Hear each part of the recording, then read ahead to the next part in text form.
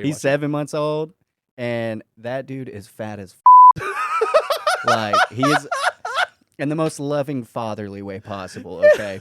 I mean, you kind of want him at 7 months to be kind of chubby and stuff fat. He's busting out of like 12-month-old clothes. Like, this boy's big. Boy's fucking big. I mean, I represent. Like, I told a joke at Bricktown about picking him up by his titties whenever I get home and be like, "Oh, Daddy loves you. Daddy loves you." That shit didn't go over the best. The crowd wasn't the best that night. It was.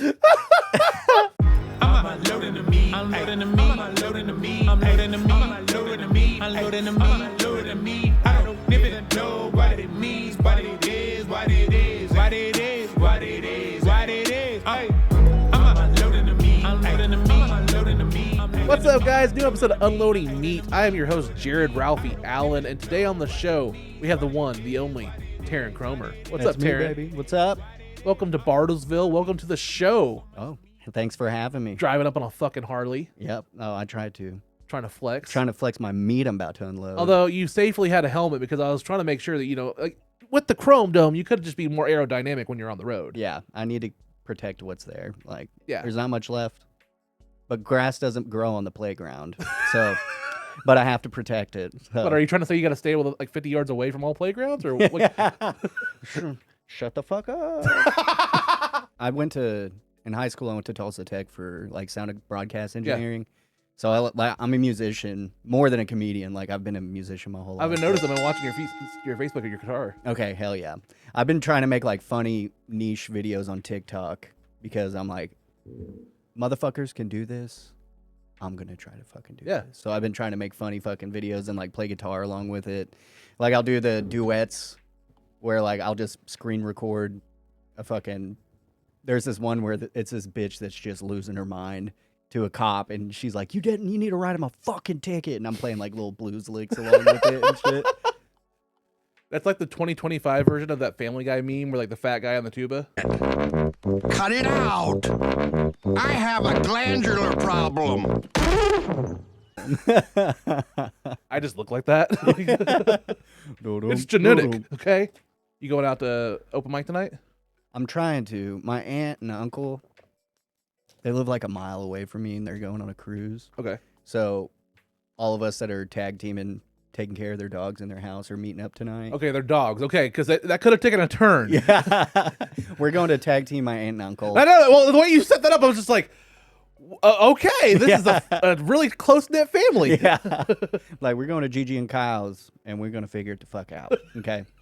No, but we got to watch their dogs and shit. And I'm like, obviously I'm going to help because I live fucking a mile up the road. She doesn't want to ask. She's like, you got 2 kids, you're busy, blah, blah, blah. And I'm like, I would be a piece of shit nephew if I did not fucking help. I cannot drive 5 minutes up the road to fucking play with these dogs for half an hour. So the answer is no. Yeah. I'm not even going to fucking go. So yes, I will be at the open mic. I'm going to try to go after, though, because we're meeting at 6. Nice. And then I'm on a show on Friday at this place called the Wash Laundromat. Okay. With Evan Hughes. Have you ever met Evan? Evan's a good guy. Yeah, Evan's cool, dude. The first time I met him was at, he opened for Creed Bratton, or Broughton, whatever the pronunciation is. Yeah. But that was a long-ass time ago. The musician, not the guy from The Office, even though the same thing. I'm just that's the joke. Yeah. He's like, I'm not a comedian, I'm a musician. Yeah. And then he's like, I'm not a musician, I'm a comedian. Because he mainly played his old fucking classic rock songs and shit, and it was awesome. It's like when you see Steve Martin going around with his musician tour, and you're like, come on, Steve. Yeah. Like, at least tell me what joke once. He's like, I'm playing bluegrass now. Yeah. Honestly, surprised me. He's really good. No idea. It's really good. I have it on my Spotify. I'm not like knocking this music. I'm just like, when I hear Steve Martin's coming to Tulsa, I'm like, but not for jokes. Right. Yeah. He's like, we're just gonna play some fucking. Oh, wrong one. Not that I want to fuck Steve Martin, but like maybe. If you go to see Steve Martin and that song comes on, dude. Yeah. What is it? Who's that? George Michaels? Yeah. Okay. It's like George Michaels fucking comes. He's like just swings in off of like a guy wire. Oh, he's dead. But like they resurrect George Michaels, and then if you did it now, he would live up to his band's name, Wham. Yeah. Wham. Yeah. Right up in your fucking face. Yeah. Oh, I don't want to make an Owen Hart joke. That's not great. You set it up with swinging down on the rafters, and I'm just like, nope. The pro wrestling fan of me immediately goes to Owen Hart. Like, I'm gonna make a confession. I did not grow up watching pro wrestling. Get the fuck out. I know, right? Dude, like half of the time, people are making pro wrestling jokes, and I'm like, oh, I want to relate so bad, but I just can't. But I'm still laughing, so nobody next to me knows that I didn't. You live in Oklahoma, so like, it's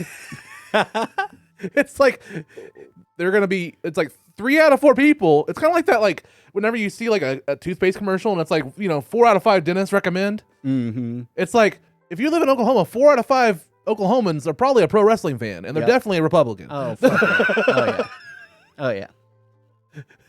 It's one of the two. They're the ones that Or wanted both. Trump in the WWE Hall of Fame. Yeah, My God. yeah, induct this motherfucker. Yeah, induct him. right now. Right now. He did one shitty clothesline to Vince. Hey, look at this! Donald Trump! Yeah. I don't know if you know about that. Like Trump was actually involved in a WrestleMania. Well, he's involved in multiple, but like he had yeah, the I Battle knew of the that. Billionaires. Yeah, I couldn't fucking tell you anything about it, but I knew that shit. But. Yeah, he had Vince, get a haircut similar to yours. Oh, really? Yeah. Trump and Lashley shaving Mr. McMahon bald. So what you're saying is he was handsome. Oh yeah. Oh, it led to Vince is a scumbag, but it led to this post the match stipulation was like the loser of the billionaires had to have their head shaved bald. Mm-hmm. And Vince lost because nobody's gonna shave Trump. Oh, Yeah. it's just not gonna happen. Even though that's basically how they advertise it. Like, hey, you could see Donald Trump bald. Yep. Bullshit. Yeah. You're telling me pro wrestling there's a chance? Dude, nowadays all it would take is a swift breeze for fucking Trump to go bald. Like one wrong breeze and it's hitting that fucking toothpaste just right. But then the outcome was Vince was bald, but he was ashamed of it and he didn't want to he hid it. So then he started dressing full on street and he had a black do-rag on. Uh-huh. And he wore black sweatpants and sweat. He went full just street, trying to look like he's from the hood or something like that. And it was what are you doing, Vince? He's like, what to do, baby? He changes his name to Vince McMahon. Yeah. What to do, baby? I'm Vince McMahon. I forget what my wallpaper is on my PC, and all of a sudden I just look over and see Saul fucking staring at us. Like, what the fuck? It rotates between different Better Call Saul wallpapers every couple of minutes. Come on, Saul, change. He's like, focus. That's better. Focus, That's Jared. better. It's only one of my all-time favorite shows. I love Better Call Saul. Yeah, Oh, it's good. I could watch that at least once a year. I fucking binge it. Yeah. It's such a fucking masterpiece of a show. I need to rewatch it because it's been forever. It's so good. And it's one of those things. Whenever I watch series, they just fucking immediately leave my mind. I Really? don't know why. Not immediately, obviously, but after if I don't revisit them, it's poof. Man, and I'm like, what the fuck it's happened? kind of nice. That way you can re-experience it every time. Yep. I've watched kinda Game cool. of Thrones fucking 5 times, dude. So that way you're not really disappointed when you get to the end. Yeah. It's still bullshit every time. Yes. I'm like, I will say the night fucking battle or whatever, the scene whenever Arya's sneaking through the fucking castle and all the White Walkers are just almost like zombies just fucking walking around. That shit was nice. Yeah. But the whole way they went about it, bullshit. Oh yeah, well they shot all the way in the dark.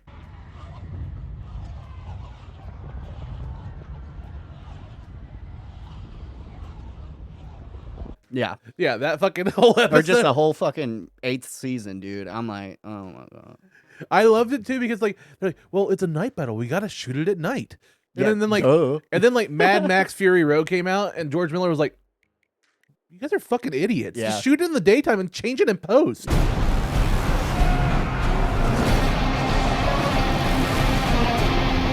Yeah.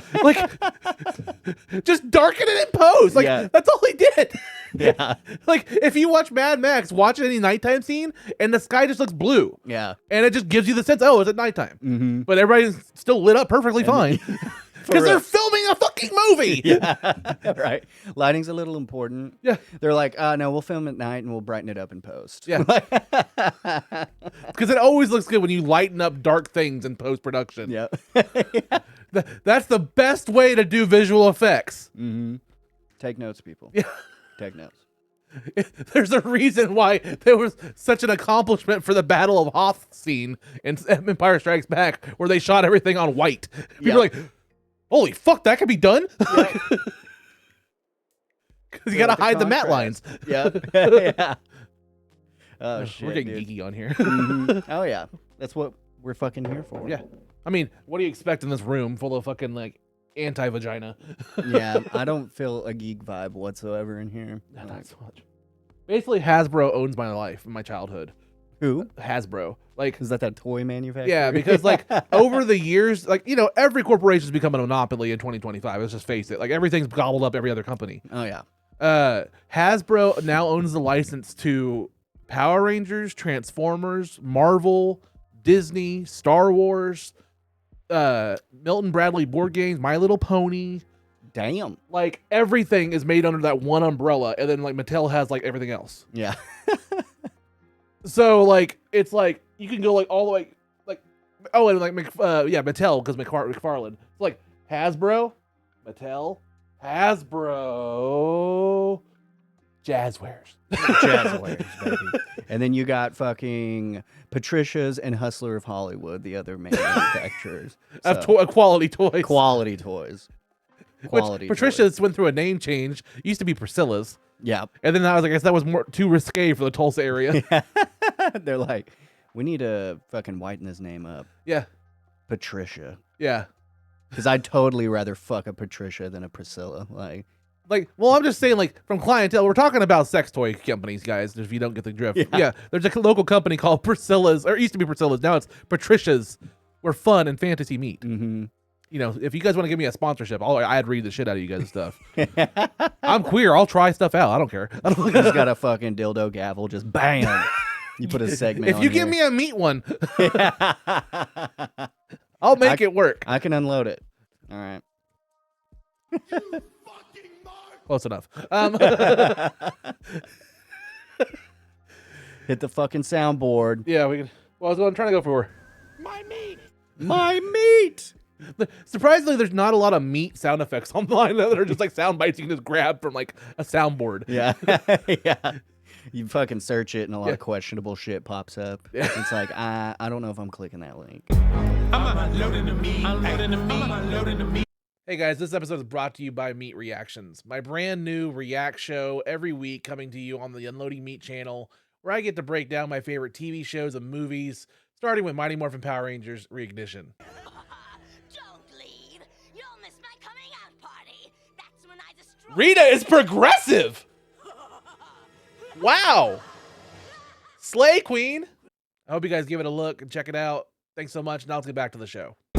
I'm unloading the meat. Unloading the meat. Unloading the meat. But if you need a new theme song ever, you can hit your boy up. Okay. Because I'm a wild card white rapper. There you go. Some might call me a rapist.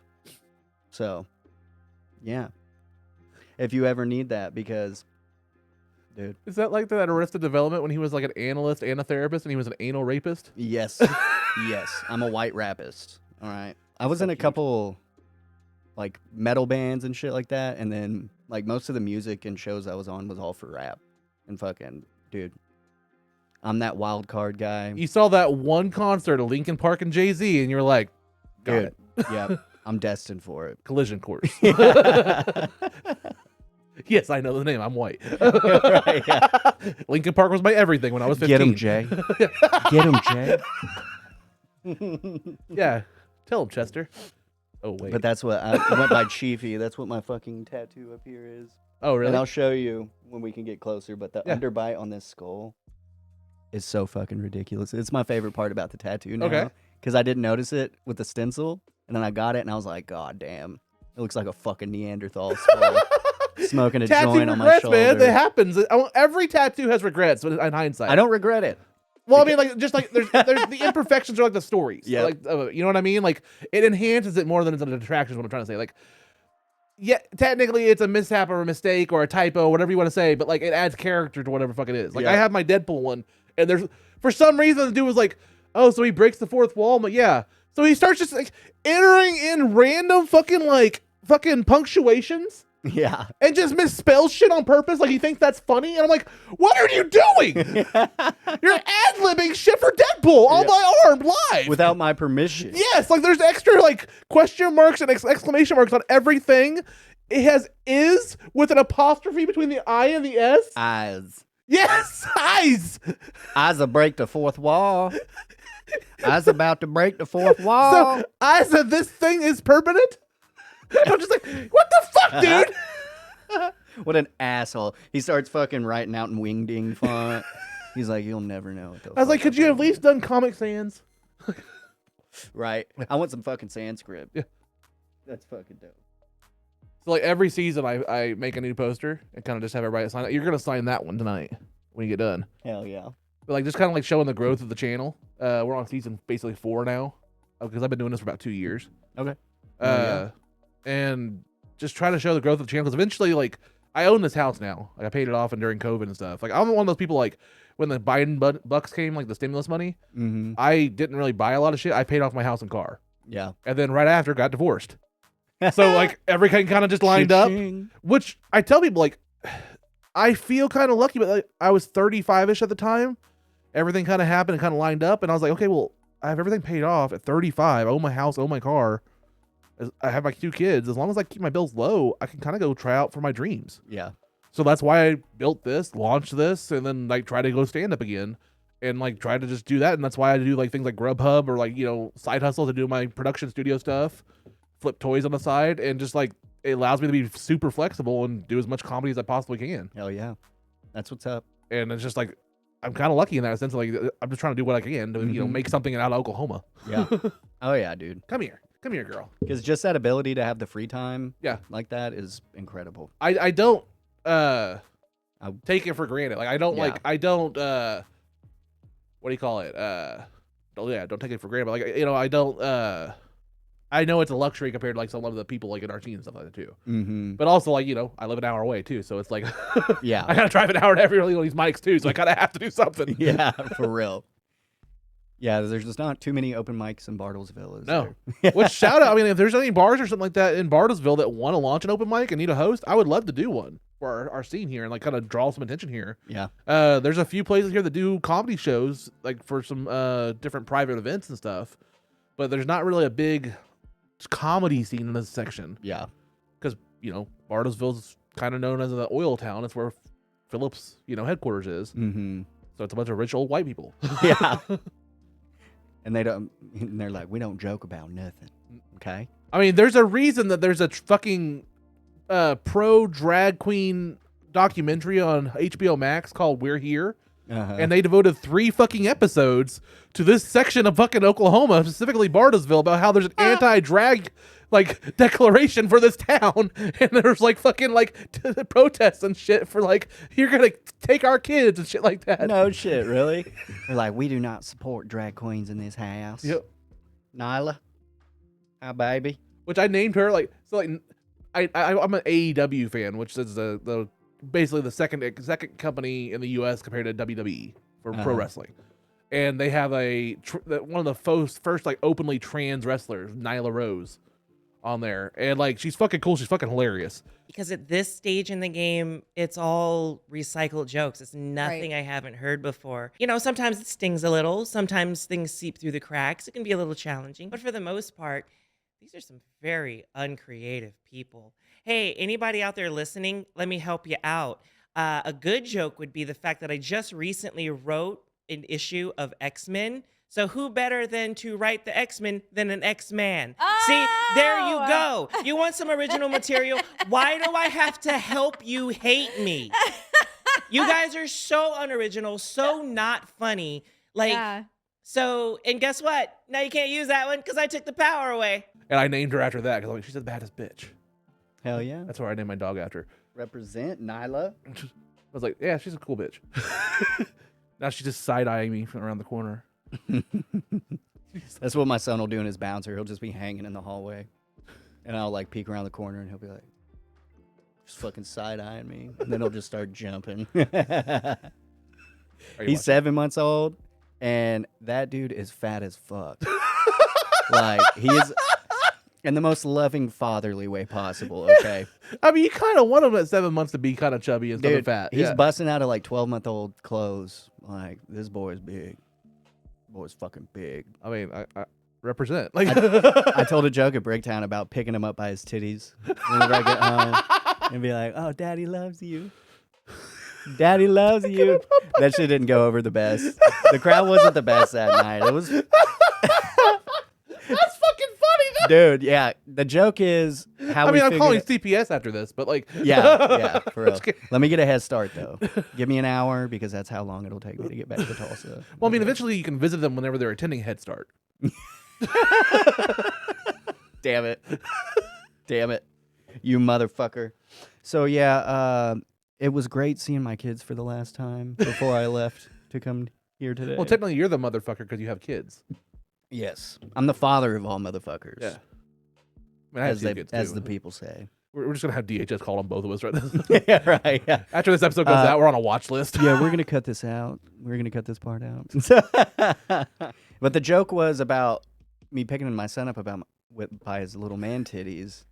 Is we figured out that his little walker was made in China, but not like the traditional way by seeing the sticker. This is just the premise of the joke. I'm not gonna go into the bit, but the fucking like he'll play with it and he's hitting the buttons and it'll say like "Let's play," blah blah blah, and he hits it, and this motherfucker screams out "Dinosaur!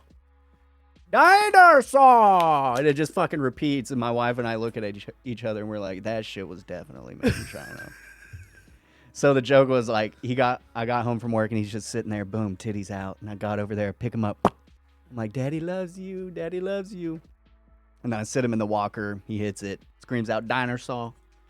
And yeah, it did not go over the best. I was like, fuck.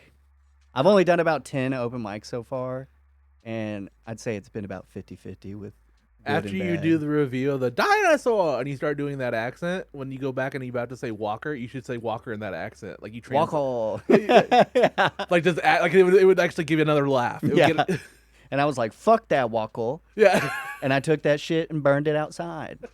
Fuck that communistic piece of plastic shit. That's what I said on there. And but that night it was real dull though. There wasn't a lot of people, and everyone, all the like routine people that fucking always get laughs that are really good, like Hayden, and I think Shanique was fucking hilarious. Yeah, Shanika's an awesome. Like I was at Bricktown last night for their mic. I'll be there tonight too. Uh-huh. By the time I went up, I was on number 11th on the sign up. Like there was 7 people in the audience on that night because like just there's a lot of comics that just do their stuff and leave. I get it. Some people have other stuff to do. Some people have other mics to set up. Some people live in fucking Bartlesville. Yeah, some people live in Bart as well. I'm not knocking anybody. It was just by the time I got up, I was like, okay, I'm doing it to 6 people. But I'm also one of those comics that, like, if I'm doing it to 6 people, I'm going to acknowledge I'm doing it for 6 people, and I'm going to have fucking fun.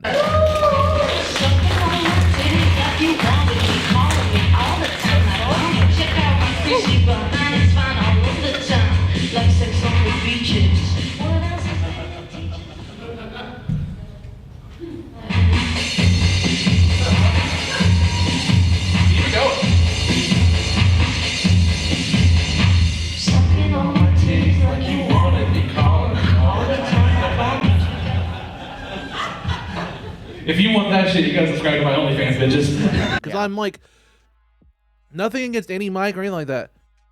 A mic is a fucking gym for comedy. That's all it is. It's a place to try out my material in a safe space, try out some stuff I'm just written, working on, and make connections with people and network with people and friends and stuff like that in the comedy scene. That's it. It's not a place for me. Like, I'm not trying to like do like, oh, this is my fucking perfectly crafted like 5-minute set I've been working on for 20 years. Yeah. I'm about to get big from this. Yeah. Now, I will say, I also do have my camera or my phone up at all times, and I record everything because you never know what's going to turn into a 30-second clip. Yeah. You never know what's going to hit or what kind of spontaneous thing's going to happen with the crowd or shit like that. Be like, that's a clip I could put on TikTok. Mm-hmm. Because like the worst thing that's ever happened is I've had a killer set or something like that, and I'm like, oh, fuck, I didn't record that. Yeah. Because the worst fucking feeling in the world. My best set at Bricktown, wasn't recording, and I was like, fuck. But I also like it whenever I get my bad sets on video, so I can watch it and fucking learn from it. Because, like you were saying, you were doing the mic for 6 people. Last Thursday, I was on at OMG Lounge in Owasso. Mm-hmm. Shout out Stephen Allen for putting me on that. Nice. But I struggled, though, because it's a 21+ lounge, but there's a fucking food truck on the back. They cook burgers and shit. So the burgers are bomb too, so I would recommend going there. Nice. But the first couple people went up, and then everybody checked out at the same time and got up and left, and then it was my turn. And dude, I was just like, fuck, I don't know what to do, because I'm still working on like trying to balance out sounding like myself, like being energetic and authentic at the same time. Because a couple shows I found myself like just sounds like I'm rigid and reading a script versus just like talking like we are right now. Well, like even though I have no ego or anything about where I am in the comedy scene or anything like that, I have no ego. Like, I'm still a novice comic learning. I don't have any head about this or anything. I try not to. A lot of people that don't do comedy don't understand how much goes into the performance. How much goes into looking normal and just calm on stage. And it's like sounding like yourself. And sounding like yourself, even though everything is meticulously planned. Every stage presence, every move, everything. Yeah. I will say, like, there's one thing I will throw out there, though, for every open micer and everything like that. If you want just a general tip, and it'll make you look 100% more professional. Just one tip. Move the mic stand. Just fucking move the mic stand. Yeah. As soon as you walk up, take that mic stand, move it to the side. Because it's splitting our attention, and it's right in front of you. And if you're putting in the scene, we're expecting you to use it. Yeah. If you don't use it, it's a fucking letdown. Have you ever seen the White Moms of Owasso Facebook group? Dude. I don't look like their demographic. It's fucking, it's a fake. I fucked a lot of their demographic, but like. You're like, yeah, I don't need to be putting myself out there. There's a couple people looking for me. I did this joke last night at Bricktown that I thought of like on the way up there. It did okay, but like. Fuck it, I'll just throw it out here. It's like my first joke. I walked up because, like, if you've seen me, like, I tend to like to go up there with a lot of energy, like, "Hey, how's everybody doing tonight?" and stuff like that. Yeah. Try to wake everybody up. I liked my thing is even if I don't have a great set or I don't have an amazing set, I'll at least wake up the crowd for the next person. I like being that guy. Put me anywhere on the list. At least somebody will remember me. I did something loud, something that was memorable, and I woke the crowd up a little bit. Because I remembered you from the first time I saw you. I just try. Like, that's kind of the thing. It's like we're supposed to be an act. It's an act. I honestly compare everything we do to pro wrestling. Like, I honestly see a lot of similarities to what we're trying to do with like an independent pro wrestler trying to get on the scene, possibly make some merch, make a logo, get a name for yourself. You're going like all these independent bookers. Yeah. Sometimes doing it for a hot dog and a handshake kind of deal, not getting paid. But you're just trying to get your name out there and work on your craft from these little indie places, looking for a break. Getting your reps in. Your reps in. And that's kind of what we're doing here. But at the same time, you got to focus on what makes you your own marketable act. Like, what is Jared Ralphie Allen? What is Teryn? What is that as an act that a booker could be like, okay, I could sell this for at least 15, 30 minutes, 45 minutes to a crowd. Yeah. What's a remarkable act? And we have to figure out a way to hone that. Because that's just what we're trying to do as a business. And that's what I'm trying to work on. Like, I mean, that's what we should all try to work on. I think that's kind of the end-all goal. Beside it, in 2025, it's not about just being funny. It's about being professional and being sellable. Yep. Because, like, there's headliners at fucking Bricktown and stuff that come through and that are like, I know them personally now, and like, they're struggling to sell tickets. Like, there's just like, if you're not like a name fucking like recognition kind of guy, there's just like not a lot of these clubs that have a market for you a lot of times right now. Yeah. It's kind of dry right now, unless you're like a big name, and then it's just like stadium kind of things. Like it's like the mid card kind of like the mid theater level is like kind of drying up right now, but the stadiums are exploding. Yeah. And if you're not at that level, it's a struggle right now. So it's but kind it's of still like Bricktown's still coming. Like, Bricktown's popping the fuck off, dude. Yes, they like, are. I don't know about all the other clubs in town, but like Bricktown, Looney it's Bin's like doing every good. weekend. Tulsa Comedy Club is there. Yeah. I Tulsa Comedy Club's new, isn't it? Or did they just relocate?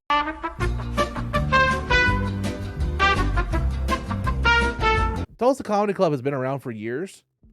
It's an old movie theater that they changed into Tulsa Comedy Club, and it has a good like bar and everything inside of it and everything. It's like on 31st. Yeah. And I used to go to that dollar movie. Yeah. Growing up. That's what it used to be. Yeah, it was a dollar movie. But it was Tulsa Comedy Club, and then it's basically like a Latin dance club now, where they didn't change the name from Tulsa Comedy Club because they don't want to spend the money to get the new liquor license and stuff. So they occasionally throw comedy club shows, but mostly it's like Latin dance party shows and stuff like that. Shit. And so the most claim to fame that Tulsa Comedy Club has as a Tulsa Comedy Club is because when Bricktown came into town, if you go to like Bark Entertainment's website or any of the other clubs that they have around the U.S., they're traditionally named after the city they're in. Yeah. Like Tacoma Comedy Club. Bricktown is in Oklahoma City because of fucking Bricktown. Yep. So when they came to Tulsa, they were going to call it Tulsa Comedy Club, but it's fucking taken by a Latin dance club. So we have to call it Bricktown Tulsa. Yeah. So that's the reason that they have a claim to fame is they fucking took the name first because they didn't want to change the name for the liquor license. No, that's fucking great. And it's like this fucking crazy backstory of bullshit. That's fucking awesome. Yeah. Honestly, that is fucking incredible. It's so fucking petty and I did not pathetic know shit. that. I did not know that. How'd you fucking find that out? I've been in the scene for a bit. Yeah. The old grapevine. I mean, before Bricktown opened and stuff like that, you just kind of saw the effects of everything happening, and you're just like, yep. Yeah. Yeah. How long have you been doing it? Full, like, basically doing it every week, going on, not looking back, over 2 years now. I tried, like, at this point, it's almost 16 years ago. I tried a couple times at Looney Bin, and I've told it on here before, but, like, I did 2 jokes or 2 times, and on the second time, the host said that I did something offensive and I was banned. Oh, really? And at the time, I was, like, devastated because I was, like, 20. Yeah. And so I gave up for a long time because, like, that was the only place in town. Like, I was in this whole region for a long time. Yeah. And so, flash forward a couple of years, you find out that it was just him. Like, the club didn't even know who the fuck I was. Yeah. Like, it was, like, and the joke wasn't even that bad. Basically, like, my joke was, like, I don't remember the exact wording because it was a long time ago, but, like, the basic bones of, like, you know, Jesus was a carpenter, right? Mm-hmm. So, like, what if he's up there, you know, in his natural pose and he gets a splinter and he's like, who made this? That was the whole joke. That's fucking good, though. Yeah, but because it was religious, he said I was banned. We're in the Bible Belt. Yeah, we're in the Bible Belt. You're fucking... But this was, like, dude, 2000... You're going to get crucified for telling that joke. That was, like, 2009-ish? I don't know. Something like that. Yeah. They're like, get this boy the fuck out of Yeah. here. Did you know the host? In hindsight, it probably wasn't the best idea to become, you know, trusting friends with the guy whenever I met him by him coming in with bags of, like, DVDs that he's acquired, and he wants to just trade them in for cash. Yeah. I stumbled upon these DVDs. Yeah. And, yeah, it's in a trash bag. yeah. Yeah. There's, like, fucking rainwater and shit in there. Basically, Game Exchange for a lot of people was basically like a way to look like it was like nerdy pawn shops. Yep. Oh, yeah. What can I like pawn off for a little bit and I'll buy it back if I want it back? Yeah. Because I need weed. Yeah. God, today's been rough. Yeah. I couldn't PR on fucking Smash Bros. So you got to fucking go pawn it off, get a gram. Yep. Wait, use your lunch money to get it back next week. I had Game Exchange back in the day was kind of the hookup for like bartering and stuff because like I got a lot of DVDs back in the day and a lot of this shit where people were like, I need to trade this in, and then like the Game Exchange computer were like, I'm gonna give him $5 for it. But I'm like, I'll give you like $6 cash. Yeah. And I just make my own personal collection on that shit. You're not supposed to do that, but fucking I don't care. Like, fuck you. Yeah. I'm taking. You got to capitalize on opportunities. I mean, I had some of these tattoos done from trading and bartering on that kind of shit like that. Hell yeah. Like it just happened over the years. People were fucking weird. We're going back to the old system. We're gonna barter. Yeah. Okay. I mean, some of my tattoos were done by a tattoo artist in Claremore, who was also the tattoo artist for the band Saliva. Oh, really? And he had this hilarious story where the band, like, this was like post them, like Saliva had their peak, like, you know, click click boom and all that stuff, and then like Josie Scott was like on the Spider-Man soundtrack. With, you know, Nickelback guy who could have saw that was going to be a downfall. And then they kind of went away a little bit. They kind of started going down. And you know that because after all that, they were doing the Tulsa State Fair. Yep. If you're doing the State Fair With circuit, MC Hammer. Yeah, like you've peaked. Yeah. So they came back into town, and like, basically, whenever they would come to town, they would stay at his place apparently. And he has this story where like Josie and them went to his house and stayed over, and then like they woke up in the middle of the night and the band was gone, and they had raided his pill cabinet, and like all of his medications and everything were gone. Oh fuck! But they left their songbook sitting on the couch. So he basically ransomed the band and was like, if you want these fucking songs, I need my shit back and some money for what you fucking did, basically. Oh, fuck yeah. Fuck yeah, dude. He's like sending him fucking Snapchats of him holding like a fucking dick lighter in his fucking songbook. He's like, click, click, boom, bitch. Yeah. They're going to steal my fucking pills. I'm going to burn your lyrics. All right? You're not going to be another Spyhunter video game soundtrack ever again. Which, by the way, bring back those fucking games. Did you ever play those games? I think I did. Spyhunter was the coolest shit before The Rock got involved and ruined the whole franchise. The Spyhunter games were like old Nintendo like games that were like, you know, just straight up scrolling games. But basically it was like James Bond as a car, where you had a car that had missile launchers and like all the movie things that, you know, gadgets James Bond would have. And then when it got damaged, it would turn into a boat or turn into a motorcycle. Yep. It was like a cool, quick transforming little spy driving car. over water and shit. Yeah. Too. Yeah, I had that game. And like in the PS2 era, they remastered it. They made like a whole new franchise out of it. And it was fucking cool. That's whenever I played it, was on the PS. You had like missile launchers and stuff. And like you would drive around. You had to drive into the little like the trailers and like get repaired, or you'd come out and you'd be a motorcycle or a boat.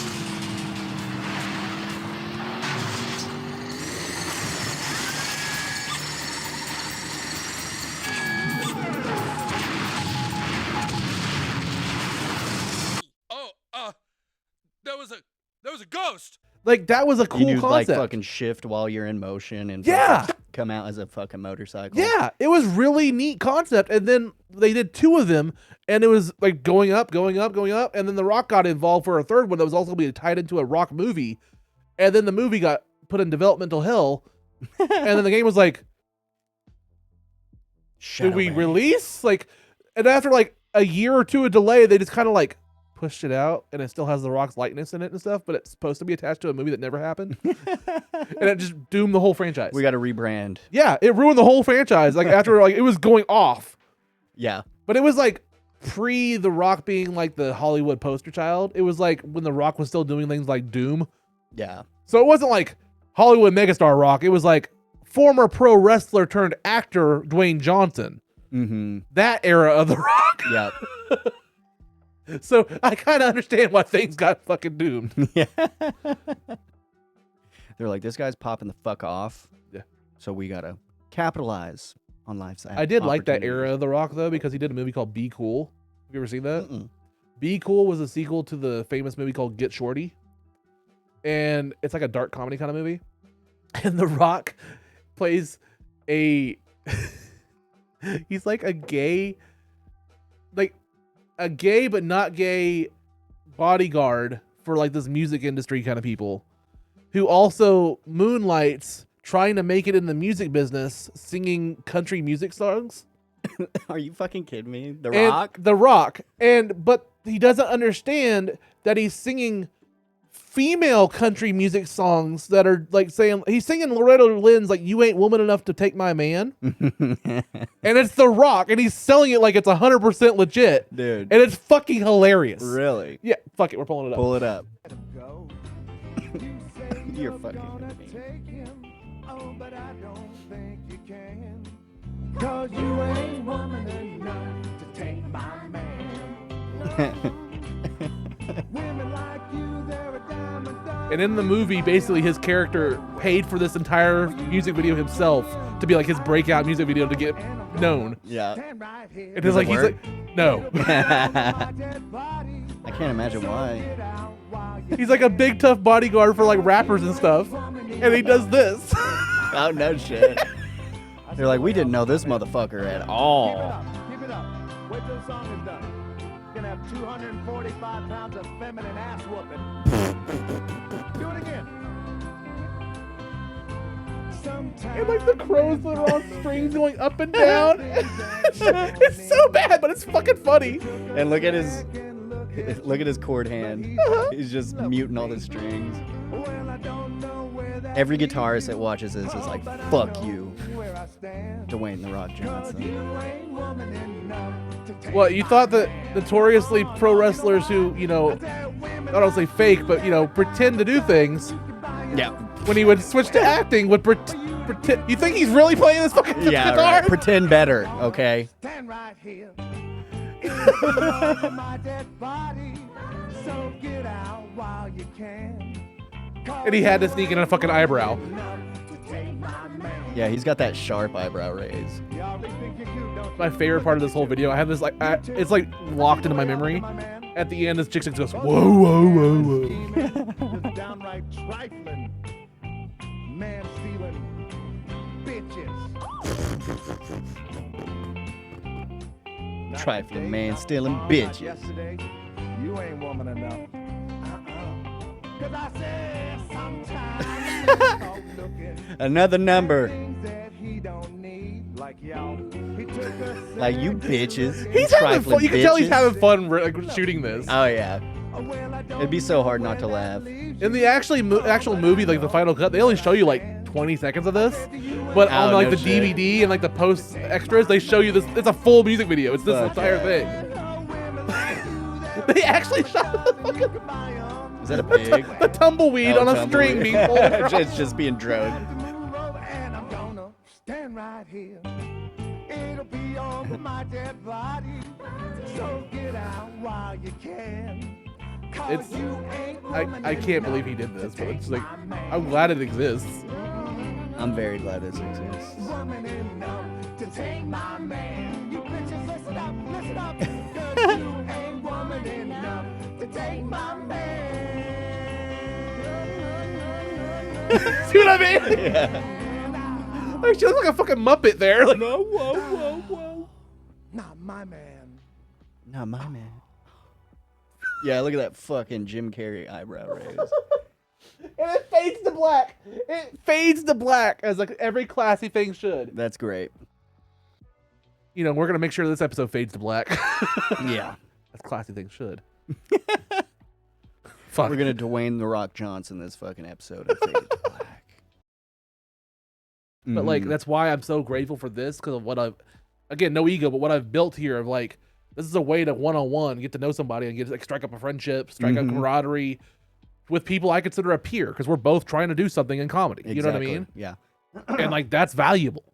Like Yep. having just a fucking one-on-one It's a conversation. network. Like you're building a network by doing Yeah. this. Like, honestly. But also like past that, like fuck it, I want to at least be friendly. Yeah, for real, yeah.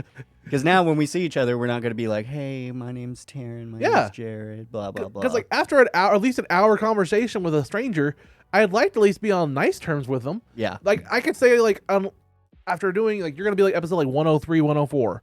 After doing 100 plus episodes of the show, I can count on one hand, probably maybe only 3 people that it was very transactional coming onto the show.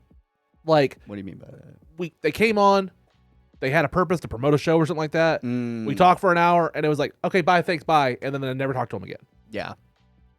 Most of the time, and I'm not nothing against them, but if they had an agenda on it, by all means, I want this to be a platform for everybody. Be a spotlight for whatever you want to bring onto the show. I want to fucking talk to you and, you know, promote you. Yeah. But most of the time, after talking to somebody for an hour or so, you're at least pretty friendly and social. Mm-hmm. You know what I mean? Yeah. It I kind of feel breaks down those comfortable. barriers. Yeah. And I like that, Mhm. especially like in 2025, because like I don't get political on the show, but the climate that we're in, it's kind of hard sometimes to see empathy, to see compassion out of people, to see like, you know, that people are normal fucking people. Yeah. It's always like that when it comes to fucking politics. Though. Yeah. So like, I always stay out of that shit. Yeah. Dude, I fucking hate politics so much. Like, Same. but it's such a dichotomy because I hate it, but I feel like I need to be informed on it. So it's like, but I just keep my fucking. You want to know I don't know the what way the that I fuck's get going through on it? in the world half the time because I don't watch that shit because it's bad for my It's brain depressing, personally. yeah. Yeah. Like honestly, the way that I get through it right now and I cope through it is I just keep rewatching Parks and Recreation. Yeah. Like legit, It's like, such a good show. I'm binging it again. That show, in its core DNA, is infused with hope. Mm-hmm. Yep. Like it's just everything about that show of like just seeing people just working in fucking bureaucratic like fucking small town government and never giving up hope that they can make the world a better place. Yep. And it's like, yes, it's funny. It's one of the most well-written fucking ensemble shows I've ever seen in my life. But also, like, it's genuine. Like, you get to see people just being good people. Mm-hmm. And it's just like, it's kind of nice. Yeah. It is a feel good show. Like sure. it's faker than pro wrestling, but Yeah. they work in government and they're nice. Yeah. But I can relate to fucking Ron whenever he orders all the bacon and eggs. Yep. He's like, I think you misunderstood me, son. I want all the fucking bacon and eggs that you have in this establishment. I'm like, dude, fuck yeah. I like whenever so Andy becomes his intern for the day. I'm on that episode and like he's like, I have the same like order all the time. He's like, no, I want this Mexican place. I don't much go for ethnic food. No, trust me. They have one that's called the Meat Tornado. Literally killed a guy last year. You had me at Meat Tornado.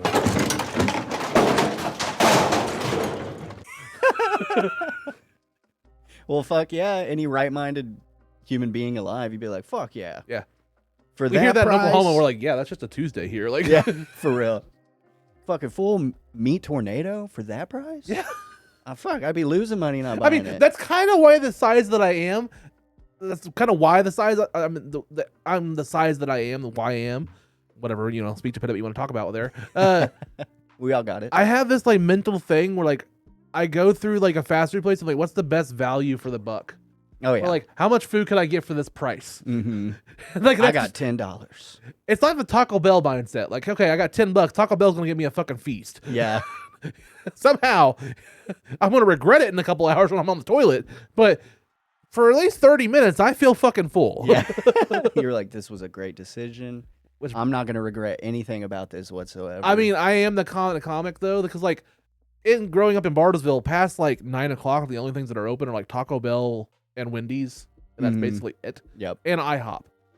And so like that's exactly. I grew up in Sand Springs, which is a suburb of Tulsa. Yeah. And fucking exact same thing. yeah. So like I guess like instinctively, like I get done for comedy, I drive back an hour, I just crave tacos. I crave Taco Bell because like it's the only thing that's usually open when I get back, and I have dinner late at night at like 11 o'clock at night. Yeah, you've conditioned yourself Yeah. over time. You're It's like last "Where's the night- fucking fourth meal. Last night I about cried because they had caramel apple empanadas back, and I was like, oh god, my childhood. Yeah. And they were fucking delicious. Even though with inflation and stuff, each empanada was like $3 Oh yeah. and they're like this big. Yep. It's like fucking 30 cents worth of ingredients. Yeah, there's like 2 little diced apples in there, Yeah. but it's delicious. But it's dehydrated apples that they just soak in water overnight, and then they just fucking wring it out with some fucking towels. Yep. And they're like, chop this shit up, put it in. Yeah. Charge them $3.60. Yep. We're making a fucking killing. Taco Bell running the fucking game. They were fucking good. The funniest part about Taco Bell menu that I don't know if anybody's like caught on though. So for long years they've had like the Nacho Bel Grande, like Mhm. it's on the combo and stuff like that. It's a big fucking platter of nachos and it's like that fucking oval shaped fucking plate that Yep. they have just for the Nacho Bel Grande. And over the years it's skyrocketed in price. Like that combo now is like fucking $15. It's insane. It is insane. For the last year have offered like a personal nacho thing that's $2.99 and it's called loaded nachos and it comes in a little box, the same exact ingredients, the same amount of food, Mhm. but it's $3 versus $15 and it's still loaded nachos. Yep. They just put it in a different vessel, a different box, and it's a third of the fucking price. Yeah, you're like, so explain to me, am I paying for the fucking food? Yeah. Or the vessel? Because, like, we know the joke of, like, like, it's like Ricky Gervais had that long-standing joke of, like, oh, I didn't want a tostada, I wanted a taco. And he was like, or like Jim Gaffigan did it, I think. But, like, Taco Bell, everything's the same ingredients, just folded a different way, basically. Mhm. This was literally that, where it's just like, come on. They're just like, all right, fucking switch it from one to the other. This just dropped $12 in price. Yeah. It's like, so you're telling me that you put meat, guacamole, sour cream, tomatoes, and refried beans on top of tortilla chips and cheese. But one's 3 and one's 15. Mm-hmm. What's different about them? We don't know. You're like, I'm such a Taco Bell fan that I opt for the 15 just so I can support. Keep You're a them bell in head? business. No, I'm dollar menu fucking everything. Yeah. If I do go out to a fucking fast food place. I will say the most adorable thing on the Taco Bell app is that at the top when you go to order your food, it's like, you're already broke when you're ordering Taco Bell through the app. Yeah. But then you go to the app and it's like, hey, we have a name your price tool at the top, like we're fucking Progressive Insurance. We'll price match. So like you set the slider and it's like $1, and they're like, well, would you like to try $2? Yeah. It's like, well, why'd you give me the fucking option? Yeah. We're gonna have to put some fucking change in there or something, because just give me 10-mile packets. Yeah, yeah. They're like, we'll give you a fucking water. How about that? Yeah. In the Nachos Bel Grande vessel, though. That's what. Can you just give me like the day old Baja Blast that doesn't have all the seltzer in it, basically? Yeah, dude. It's like half water. I used to fuck Taco Bell up. Oh, that took a turn too. Like just like your aunt and uncle story earlier. Yeah. You gotta work on your fucking enunciation I a little used to bit. fuck Tacos. Taco Bell up. No, but the past 2 times I've been there, which it's been like months in between, I always get a fucking Baja Blast because like that's why you go. Yep. Or that's the only drink that is reasonable at Taco Bell. I will say, like, I stopped drinking soda, so like my new thing at Taco Bell, which is still weird. I do the brisk mango tea now. Ooh. It's really fucking good. They have like a brisk mango fucking tea at Taco Bell. It's an exclusive thing there. It's really fucking good. Yeah. Because like I stopped drinking soda, but like I'll do like a 0 sugar Monster like once a day or something like that for caffeine, or I'll do like occasionally I'll do fucking like a sweet tea or something like that. But also I'm a fat white dude from Oklahoma, so like I hear lemonade or I hear fucking like tea, and I'm like, well, it's got to be fucking healthier than soda. Yeah. Right. It says it's got 1% fucking real fruit juice inside of it. Right. From concentrate. Yeah. That means I'm eating my fruits and vegetables. Yeah. It's like, the same fucking apples that they use at Taco Bell to make the empanadas that they're making the apple juice Yep. with.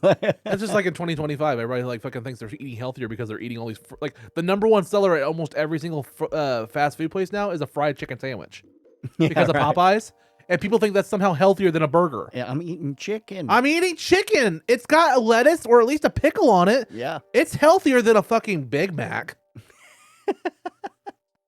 With this fucking deep fried chicken breast. Yeah, dude. Oh my god. And made by a Franken chicken. Yeah. By the fucking worst quality chicken possible. Yeah. And then, but it's so fucking good. Yeah, it's so Why is it so fucking good? I can't remember what it's called, but it's fucking KFC fucking gut grinder or whatever. Where it was 2 big ass fucking the patties or the chicken cutlets were the bone. The Double Down. The Double Down. The KFC Double Down. I had one and I hated it. Dude, I had one when they revived it. I'd never had one before. I don't know why they revived it. Loved it, dude. I thought it was super dry. The one I had was juice. Like it was probably the best. Well, I'm just saying by the way that they designed it, it's dry by itself. Like it's bacon cheese between 2 chicken fillets. Mm-hmm. Like there's no like real sauce or really. Like, mine was sauced the fuck up. Yours was the newer one. Okay, the I original got the one I had spicy it. sauce on it. Okay, that might be why. And okay. I was like, oh, I gotta go the fuck back. But like you're saying, it was like 16 fucking bucks for that combo. And I'm like, this is one and done. I will say KFC. We're getting. I'm so fat, but like fucking. As far as fried chicken sandwiches go, KFC. If you go on the app, you can get the Korean barbecue one. Mm-hmm. It's fucking dope. They put Korean really? barbecue sauce on a fried chicken sandwich, and it's game changer. It's so fucking good. So, you got diabetes. Like, do they make you fry it yourself because it's fucking Korean barbecue? No, but like, you want to piss off a fat guy? I order a fucking fried chicken sandwich. I go through the fucking drive-thru, and they're like, "Do you mind if we just replace the chicken breast with chicken strips?" Yeah, I do mind, KFC. Yeah. I fucking mind.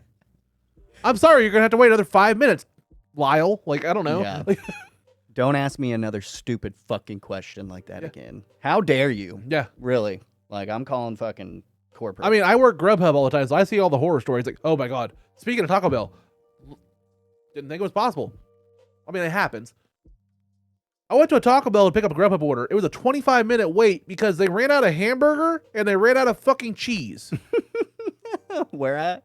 Taco Bell. Yeah, dude. That happened to me. One of the last times I tried to go there, I pulled up and they're like, "What would you like?" And I started ordering, and they're like, "We don't have any beef." I'm like, "Okay, well, what do you have?" And blah blah blah. I tried to order something else, and she was like, "We don't have any whatever the fuck else it was." And I'm like, "Okay, well, what the fuck do you have?" Yeah. I didn't say it like that, but I was like, "Come the fuck on, just tell me right off the bat." Like, we're wasting time here. Well, dude, how long have you been doing this? Comedy? Yeah. Like 2 months.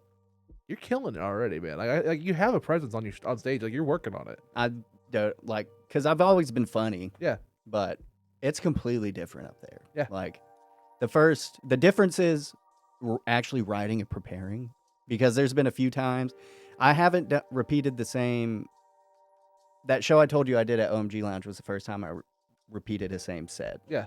And because I tried to write new shit every single time, and that was fucking tough because I was signing up for every single night on the signups. I wouldn't get every night. Yeah. But it was at least once a week. Yeah. And I was trying to write fucking 4 minutes of material every week. And that shit was tough, dude. So now I'm trying to like work on actually writing a good solid set. Yeah. And build off of it.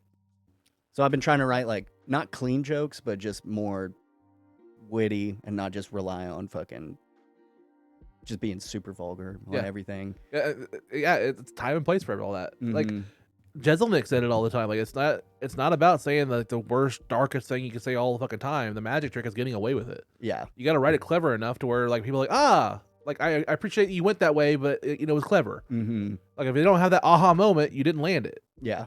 It's just because at the last time at Bricktown, there was one of my jokes I was talking about having a horrible day, blah blah blah. You just caught your dad fucking your mom, and I heard somebody go like, "Oh, like come on, dude, everybody's fucking heard this shit." And then I was like, "He's balls deep in ceramic and ash." Yeah, and that was good.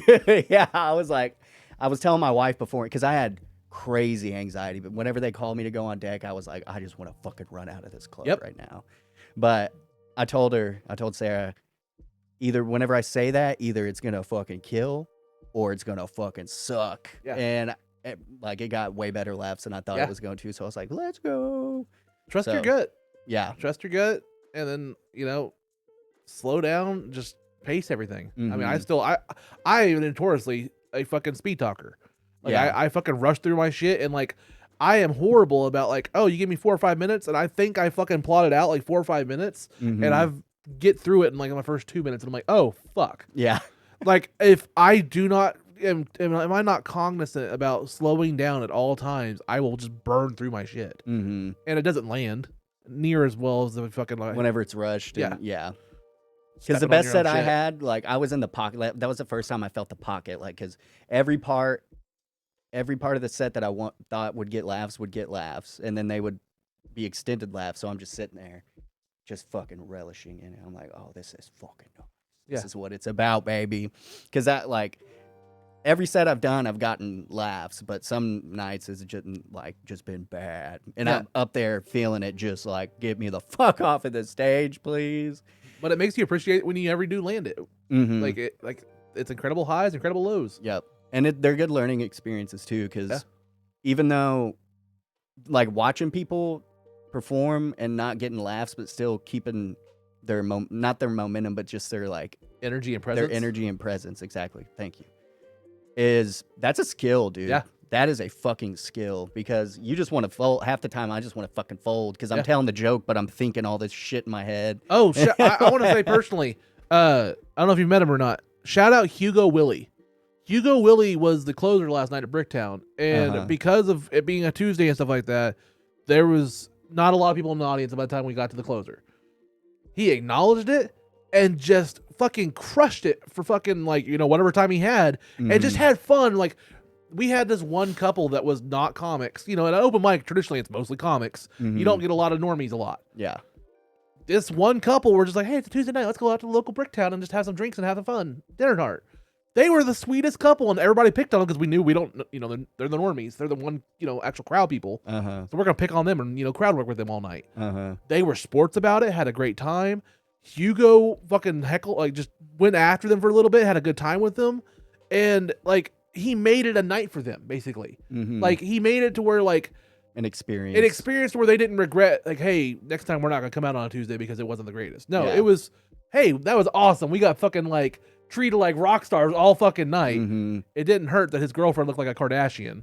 And everybody was basically like, dude, you're fucking lucky. Everybody in this room wants to fuck your girlfriend. That was the joke the entire fucking night. Hell yeah. So, like, he was, definitely at least getting a hand job to that night. Yeah. That's how it was at the OMG Lounge show. Hugo was a closer on that. And, dude, Hugo's fucking funny. He's got a presence. Yeah, that was the first time I ever met him. And we didn't really talk much because, we had to go pick kids up, and it was just in passing and shit. But he was fucking hilarious, dude. Like, I was in tears. Like, I love that energy about a mic whenever it's just like everybody's kind of coming together and like sharing their craft and working on it, and it's like just a place to kind of just cultivate And you make friendships, like you're saying, and fucking. Then whenever you go, you get more comfortable too. Yep. So then whenever you go to a mic that you know people at, it's not gonna fucking. Yeah. You're not like, oh fuck, this is all brand new people or whatever, whatever type of fears and anxieties. I will say people though, might have. That being said, with it being like a safe room like that, quit fucking judging open mic material. People writing like off the cuff, just random thoughts, trying out new shit. Quit judging that against some kind of like backdrop of like, oh, well, I got to see if I got to cancel them now. Yeah. They're trying out winging random shit off the cuff stuff. Sometimes they're drunk or inebriated or high or something like that. Maybe not the best time to see them if that's going to be something to chalk up their whole, like, you know, categorize this person's character when they're trying to go for a laugh and being like out there crazy on stage. Yeah. I don't know, just a thought. Because it's like the purpose of it is to try out. Give people a shit. benefit of the doubt, Try basically out what your I'm trying shit. to say. Like you're trying out new bits, Yeah. practicing old bits. Like, Well, I'm just saying, like, the stage presence and the character they have on stage may not be the real person. oh, I see. You Yeah, get what I'm yeah, saying? exactly. Yeah, yeah. Jared, thank you so much for being here, dude. This is fucking awesome. Yeah, thanks for having me, man. Dude, where can everybody follow you and find you on social media if they want to book you or they want to see more of you? Just Teryn Cromer on Facebook, just regular old Teryn Cromer. On my TikTok, it's Chrome Dome Poppy. I love it. And that's where I most of fucking my love funny it. shit is. So Chrome Dome Poppy. It's Crome and then Dome and Poppy. I see you lean into it like, hey, you got your fucking asset right there. Make it your thing. That's why I, you know, deal with my obesity. Yep. Yep. And I also got music on SoundCloud too, if anybody wants to check it Nice. out. So just soundcloud.com/Chiefy95. Check out his guitar work. You see his post clips on Facebook and TikTok. Dude, Yeah. it's great. Guitar shit on TikTok, rap shit on SoundCloud. So There we go. Yep. Well, dude, thank you so much for being on Unloading Meat. Thank Yeah. you for unloading your meat today. Yeah, thank you for assisting me unloading my meat. Anytime I can, man. Yeah, it's all in the back. You're welcome back anytime. Thank you for being a friend now. This has been a great conversation, bro. Yeah. Guys, check out Teryn at any mic around the Tulsa area and see him at shows all across Oklahoma. Hilarious dude. For 2 months in, dude, you're fucking killing it. I can't wait to see where you go. Thank you. I appreciate it. And it's a pleasure to consider you a peer now. And like, thank you for coming on the show, man. Thank you. Thanks for having me. Guys, this has been Unloading Meat. I'm Jared Ralphie Allen. That's Teryn. Take care. Peace. Unloading the meat. Unloading the meat. Unloading the meat. Unloading the meat. Unloading the meat. Unloading the meat. Unloading the meat. I don't even know what it means, what it is, what it is, what it is. Bye. Have a great time.